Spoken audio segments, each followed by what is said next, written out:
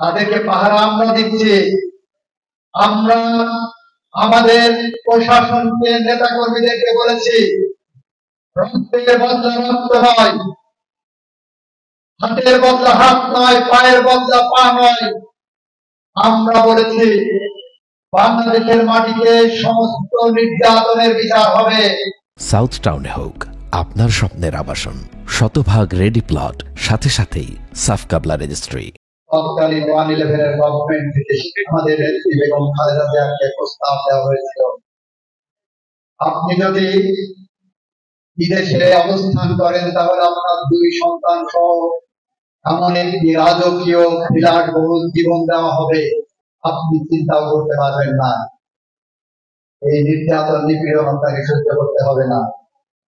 সেদিন বেগম খালেদা জিয়া উত্তর দিয়েছিলেন, আমি আমার লক্ষ কোটি সন্তানকে অরক্ষিত রেখে 2 সন্তান নিয়ে পালিয়ে যাওয়ার জন্য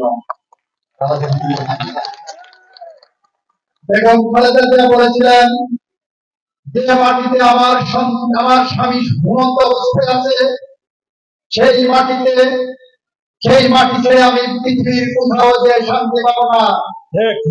এদেশের লক্ষ লক্ষ মানুষকে, লক্ষ লক্ষ নেতা কর্মীকে অরক্ষিত রেখে আমি কোথাও যে শান্তি পাবো না। আর অন্যদিকে আরেকজন নেত্রী কি করলেন দেখেন, 5ই আগস্টে বাংলাদেশের জনগণ যখন তাদের ক্ষমতা নিজের হাতে তুলে নিলেন, উনি কারাগারে যেতে পারতেন, উনি বিচারের মুখোমুখি হতে পারতেন। সেইটা না করে উনি 5ই আগস্টের পালিয়ে যাওয়ার আগেই ওনার আত্মীয় স্বজন যারা ক্ষমতা দম্ভ দেখাতেন, ক্ষমতার স্বাদ নিয়েছিলেন, লক্ষ কোটি টাকা লুট করে বিদেশে পাড়ি দিয়েছেন, তাদেরকে আগেই পাচার করে দিয়েছেন। আত্মীয় স্বজনকে পাচার করে নিজে 5ই আগস্ট হেলিকপ্টারে বোনকে সাথে নিয়ে পালিয়ে গেছেন।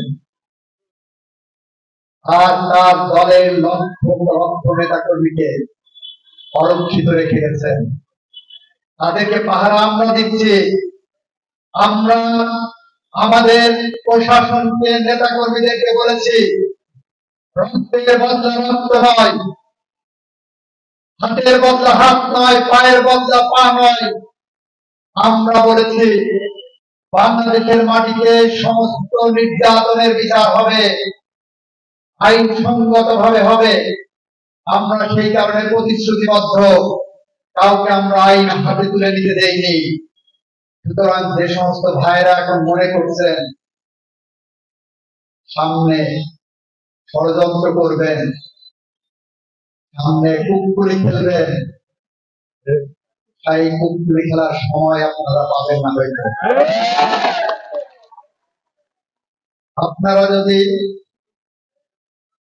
গত 1 বছরে বাংলাদেশের মানুষ আপনাদের যে ভালো হওয়ার সুযোগ দিয়েছে, এই সুযোগ যদি আপনারা কাজে না লাগান তাহলে আগামী দিন অশান্ত হয়ে পড়বে।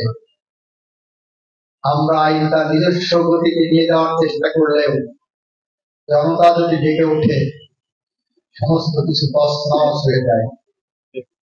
আমরা এমন একটি বাংলাদেশ চাই যে বাংলাদেশ শান্তিপূর্ণভাবে আইনের শাসন ফিরে আসে, যে বাংলাদেশে আর কোনো মায়ের বুক খালি না হয়, কেউ গুম না হয়, কেউ বিনা বিচারে গুলিবিদ্ধ হয়ে মারা না যায়, কারোর বিরুদ্ধে পুলিশ বাদী হয়ে মিথ্যা গায়েবী মামলা না করে। এমন একটি বাংলাদেশ চাই যে বাংলাদেশে কবর থেকে উঠে এসে কোন মা, কোন বাবা, কোন ভাই, কোন বোন কবর থেকে উঠে এসে রাতের বেলায় ভোট দিয়ে না যায়।